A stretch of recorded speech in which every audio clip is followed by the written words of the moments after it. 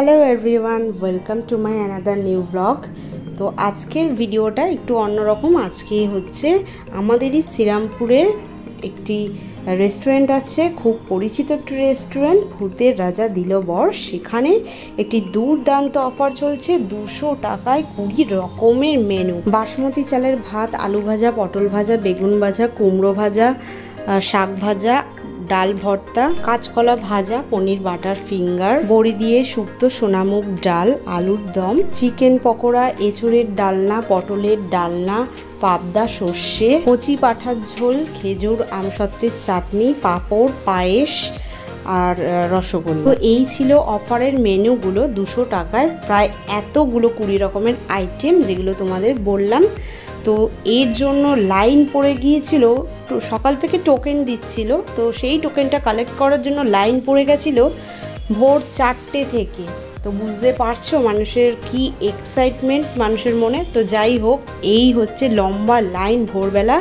তো নীল 8টার পরে আর কি গিয়েছিল লাইন দিয়ে টোকেনটা আনার জন্য। তো ও প্রায় ওই 10:30 নাগাদ ফিরলো। আমাদের সবারই, ফ্যামিলির সকলেরই টোকেন নিয়ে এসছে, 5টা টোকেন। গুড আফটারনুন বন্ধুরা, আজকে এই বলে ভিডিওটা স্টার্ট করছি। আজকে তোমরা তো সকালে কিছুটা তোমাদের শেয়ার করেছে, তোমাদের সকলের সাথে শেয়ার করিয়েছে যে ভূতের রাজা দিল বরে আজকে একটা কিন্তু দুর্দান্ত অফার চলছে। তোমরা কম বেশি সেটা সকলেই জানো। 200 টাকায় মানে 20 রকমের আইটেম, মানে দুর্দান্ত অফার। এই অফারটা মিস করা যায় না। তাই আমরা আজকে আমাদের ফ্যামিলির সকলে মিলে চলে যাব সেই আমাদেরই শ্রীরামপুর ব্রাঞ্চের ভূতের রাজা দিল বরের সেই রেস্টুরেন্টে। তো সেখানে কি কি অ্যাম্বিয়েন্স, আর সেখানের রেস্টুরেন্টের অ্যাম্বিয়েন্স ছাড়াও আমি কি কি আর কি 20 রকমের মেনু থাকছে সেগুলো তো শেয়ার করবো, আর সেই সবটাই তোমাদের সাথে শেয়ার করবো। তো তোমরা কারা কারা গেলে তোমাদের কাছাকাছি ভূতের রাজা দিল বরে কি কি আর মেনু দিয়েছিল, আইটেম দিয়েছিল, সেগুলো শেয়ার করো। আর আমরা বেরিয়ে যাবো দুপুর টাইমে। আমি আর নীল এদিক দিয়ে বেরাচ্ছি, আর এদিক দিয়ে দিদি ভাই আর দাদা ভাই যাচ্ছে, আর আমার শাশুড়ি মাও যাচ্ছেন। সবাই আমরা একসাথে মিট হয়ে তারপরে আমরা সেই রেস্টুরেন্টে ঢুকবো। তো চলো, আজকে দিনটা খুব ভালো মতন কাটবে আশা করি। কিরকম কি যাচ্ছে সেটা সবটাই এই ভিডিওটায় থাকছে। তোমরা অবশ্যই একদম ফার্স্ট থেকে লাস্ট অবধি দেখো আর স্কিপ করো না। টোকেনটা দেওয়ার সময় এক একজনকে এক এক রকম টাইম আর কি ওনারা মেনশন করে দিচ্ছিল, তাদেরকে আর কি সেই টোকেনটা নিয়ে সেই টাইমের মধ্যেই পৌঁছাতে হবে সেই রেস্টুরেন্টের সামনে। তো যাই হোক, যথারীতি আমাদের 2:30টার মধ্যে বলেছিল, আমরা সেই টাইম মতন আমরা বেরিয়ে পড়েছিলাম দুপুর করে। তো এই যে দেখো সামনেই চলে এসেছি একদম। তো দেখা যাক ওখানের কি পরিস্থিতি বা কি অবস্থা, তো ওখানে ভিড় থাকে কি না এখন সেটাই হচ্ছে দেখার। তো চলো এগোতে থাকি, আমরা একদম চলে এসেছি। তো এবার নেমে পড়বো। ও বাবা, ওই দেখো দূর থেকেই দেখা যাচ্ছে বেশ ভালোই ভিড়। এইবার কখন আমরা ঢুকতে পারি সেটাই হচ্ছে ব্যাপার। ভিড় তো রয়েছে সেটা জানি। তো যাই হোক, ওয়েট করি, তারপরে দেখি আমাদের কখন কল আসে।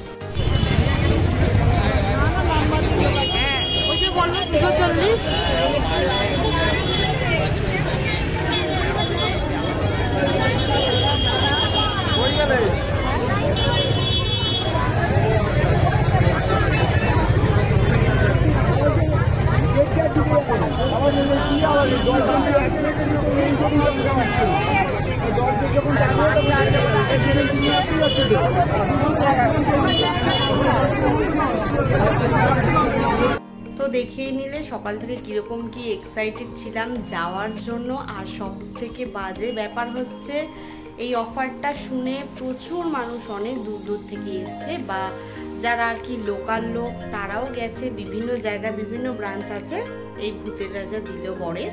তো সেই রেস্টুরেন্টের এত একটা সুনাম মানে ছিল এই রেস্টুরেন্টটার বিভিন্ন জায়গায়। তো সেইটাই পুরো এই দিনটা ম্যাচাকার হয়ে গেল। মানে এভাবে হয়ে যাবে ভাবতেও পারিনি, গিয়ে যে এভাবে নিরাশ হয়ে ফিরতে হবে আমাদের সকলকেই। তো ফার্স্ট টাইম যেহেতু সবাই মিলেই আর কি একসাথে যাচ্ছিলাম বলে একটু ভালো লাগছিল, যে যাক সবাই মিলে টাইম স্পেন্ড করব, একসাথে মিলে একটা ভালো জায়গায় যাচ্ছি। ওখানে তো প্রচুর লাইন ছিল, সেটা তো দেখলেই। প্রচুর লাইন থাকার কারণে সামনের দিকটা কিন্তু ধাক্কাধাক্কি অলরেডি স্টার্ট হয়ে গেছে। আর আমাদের টাইম ছিল কিন্তু 2:30টার মধ্যে যেতে হবে। দুপুর 2:30টার মধ্যেই আমরা শ্রীমতন ওই জায়গায় পৌঁছে গেছিলাম। এবার গিয়ে তো তোমরা সেই সিচুয়েশনটা কিছুটা হলেও তোমাদের সাথে শেয়ার করতে পারলাম, যে সামনেটা ভীষণ ভিড় হয়েছিল, ভীষণ জ্যাম হয়েছিল। আর কে কোন টাইমে আসছে সেই আর কি টোকেনটা দেখে বোঝাও যাচ্ছে না। আর ওদের মেনটেনেন্স সব থেকে বড় কথা এত বাজে ছিল। এই শ্রীরামপুর ব্রাঞ্চের এই ভূতের রাজা দিলবর রেস্টুরেন্টটার মেনটেনেন্স ভীষণ বাজে ছিল। যাদের পার্টিকুলার একটা টাইম দিচ্ছে ওরা, তো সেই টাইমটাকে মেনটেন করাই তো আমার মতে উচিত। কারণ অনেক বয়স্ক মানুষও গেছেন, অনেক ছোটরাও গেছে, তো তাদের এটা সত্যি এতক্ষণ দাঁড়িয়ে থাকা কষ্টকর। কেউ বলছে 4.5 ঘন্টা দাঁড়াবার পর আমি ফাইনালি ভেতরে ঢুকতে পেরেছি। আবার কেউ বেরিয়ে বলছে যে আমরা ভেতরে গিয়েও অলরেডি 3-4 ঘন্টা ওয়েট করেছি, তারপর খাবার এসছে। আর খাবারের যারা রিভিউ দিয়েছে, আমার একটা ছোট্ট ভুল হয়েছে যে আমি খাবারের ভিডিওটা সেই মোমেন্টে তুলতে পারিনি, কারণ সামনের দিকটা মানে পরে সিচুয়েশনটা এত বাজে দিকে চলে গেছিলো, ওখানে ধাক্কাধাক্কি বেড়ে গিয়েছিল আর বিভিন্ন কেওয়াস হচ্ছিল, তো যার কারণে আমরা সেখান থেকেই চলে আসি। ওখানে তো প্রচুর লাইন ছিল, সেটা তো দেখলেই। প্রচুর লাইন থাকার কারণে সামনের দিকটা কিন্তু ধাক্কাধাক্কি অলরেডি স্টার্ট হয়ে গেছে। আর আমাদের টাইম ছিল কিন্তু 2:30টার মধ্যে যেতে হবে। দুপুর 2:30টার মধ্যেই আমরা শ্রীমতন ওই জায়গায় পৌঁছে গেছিলাম। এবার গিয়ে তো তোমরা সেই সিচুয়েশনটা কিছুটা হলেও তোমাদের সাথে শেয়ার করতে পারলাম, যে সামনেটা ভীষণ ভিড় হয়েছিল, ভীষণ জ্যাম হয়েছিল। আর কে কোন টাইমে আসছে সেই আর কি টোকেনটা দেখে বোঝাও যাচ্ছে না। আর ওদের মেনটেনেন্স সব থেকে বড় কথা এত বাজে ছিল। এই শ্রীরামপুর ব্রাঞ্চের এই ভূতের রাজা দিলবর রেস্টুরেন্টটার মেনটেনেন্স ভীষণ বাজে ছিল। যাদের পার্টিকুলার একটা টাইম দিচ্ছে ওরা, তো সেই টাইমটাকে মেনটেন করাই তো আমার মতে উচিত। কারণ অনেক বয়স্ক মানুষও গেছেন, অনেক ছোটরাও গেছে, তো তাদের এটা সত্যি এতক্ষণ দাঁড়িয়ে থাকা কষ্টকর। কেউ বলছে 4.5 ঘন্টা দাঁড়াবার পর আমি ফাইনালি ভেতরে ঢুকতে পেরেছি।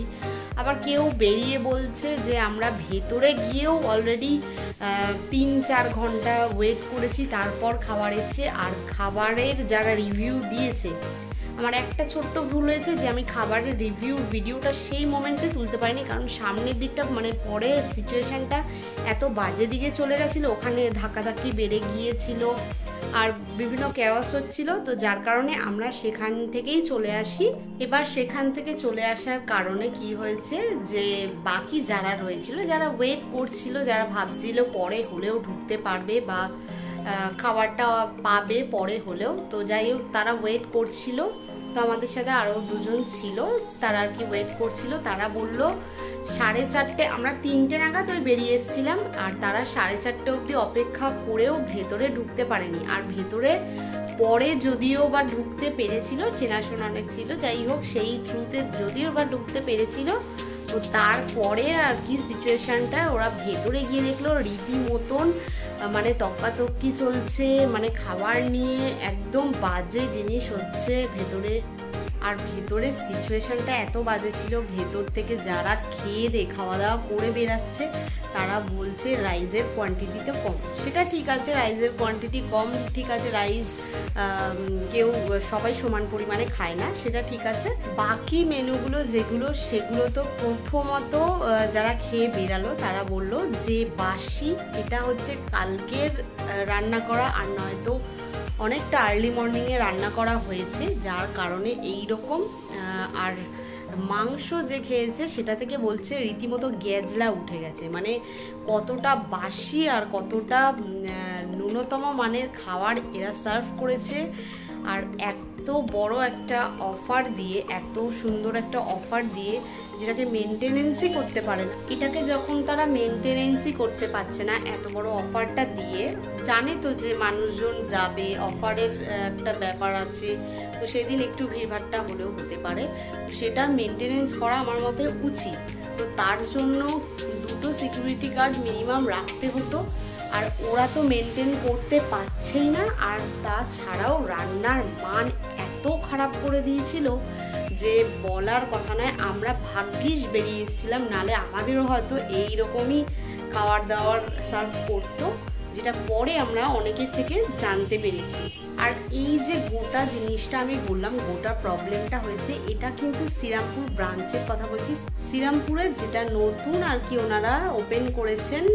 তো এটা বলে দিই, ওই ঠিক আমাদের বটতলা থেকে একটুখানি এগিয়ে আর কি শ্রীরামপুরের, তো সেইখানেই আর কি এইরকম সেই রেস্টুরেন্টটাতেই ওদের এই রকম প্রবলেম ক্রিয়েট হয়েছে। এবার জানি না আমি বাকি জায়গায় কীরকম কি হয়েছে, তো বাকি তোমরা যারা তোমাদের কাছাকাছি যেসব আর কি ভূতের রাজা দিল বর রেস্টুরেন্টটি আছে, সেখানে সেই দিন কীরকম কি প্রবলেম হয়েছে নাকি না ঠিকঠাকই হয়েছে, সেটা একটু কমেন্ট সেকশানে জানাতে ভুলো না। আমাদের শ্রীরামপুরে তো এইরকম অভিজ্ঞতা হয়েছে। নেক্সট ডে মানে 30 তারিখ, 29 তারিখ, 30 তারিখ দুটো দিন অফার চলছিল।